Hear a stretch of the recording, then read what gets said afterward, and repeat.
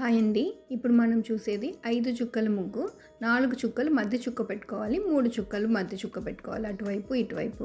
ఇప్పుడు ఫస్ట్ మనము ఆ కింద డాట్‌లో మనం వి షేప్ ఫామ్ చేసుకుంటాం.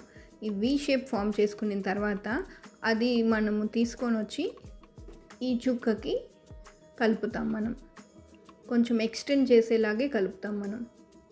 అలాగే ఇటువైపు కూడా కొంచెం ఎక్స్టెండ్ చేసినట్లు కలిపి మళ్ళీ ఇటువైపుకి వచ్చేస్తాం మనం.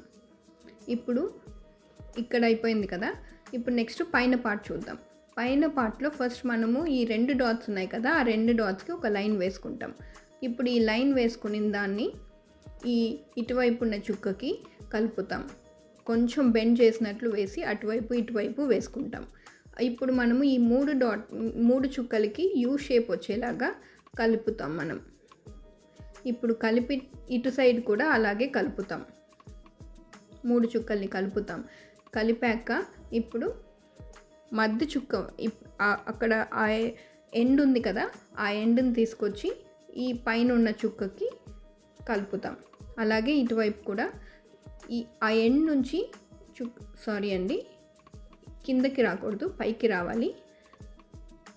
ఎండ్ నుంచి మనము లైన్ లాగా తీసుకొచ్చి చుక్క పైకి వేస్తాం. ఇలా పైకి వేసాక మధ్య చుక్క ఉంది కదా, ఆ మధ్య చుక్క కలుపుతూ మధ్యలో ఉన్న 2 చుక్కలకి కలుపుతూ మనం ఒక 8 లాగా వేసి ఇటువైపు ఉండే చుక్క కలిపేస్తాం. ఇప్పుడు ఈ కింద ఉన్నాయి కదా, ఈ కింద వాటిల్ని ఇలా పైకి తీసుకొని వచ్చి ఈ పైన ఉన్న చుక్క కలుపుతాం. ఇలా మీకు ఓకే అనుకుంటే ఇలా వేసేసుకోవచ్చు. ముగ్గు ఇలా కూడా అందంగా ఉంటుందండి. కానీ నేను మీకు కొంచెం కలర్స్ కూడా యాడ్ చేసి చూపిస్తున్నాను. అది కలర్స్ వేసాక చాలా అందంగా ఉంటుందండి. మీరు ఇలా కూడా ట్రై చేయొచ్చు. ఇప్పుడు కలర్స్ వేసాక చూడండి, చాలా అందంగా ఉంది కదా.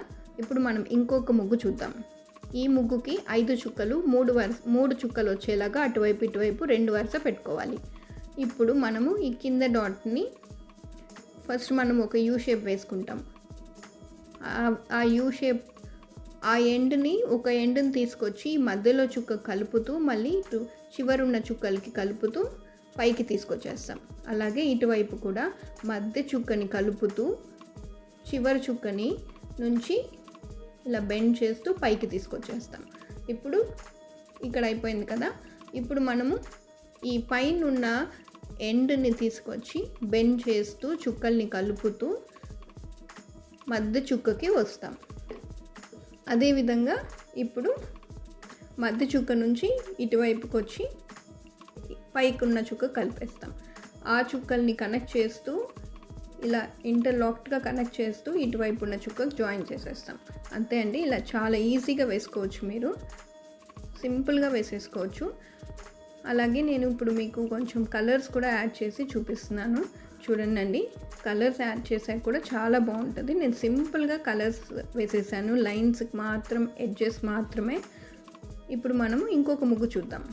ఈ ముగ్గుకి 5 చుక్కలు పెట్టుకోవాలి. దాని తర్వాత 3 చుక్కలు పెట్టాలి. దాని తర్వాత 2 చుక్క మధ్య చుక్క పెట్టాలి, 1 చుక్క మధ్య చుక్క పెట్టాలి, అటువైపు ఇటువైపు.